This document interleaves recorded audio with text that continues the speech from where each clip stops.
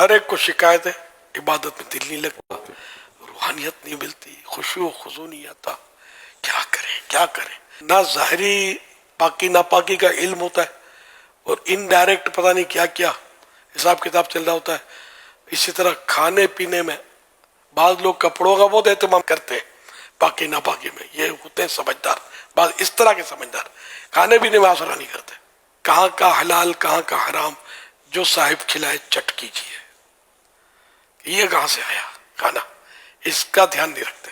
یوں مطلب یہ کہ یہ ظاہری نجاست، باطنی نجاست، ان سے بچنا، اپنی روزی کو حلال طیب رکھنا، پاک رکھنا، پھر لباس کو پاک رکھنا، بدن کو پاک رکھنا، اطراف کو پاک رکھنا، اپنے جو بھی جان نماز پڑھتا ہے وغیرہ.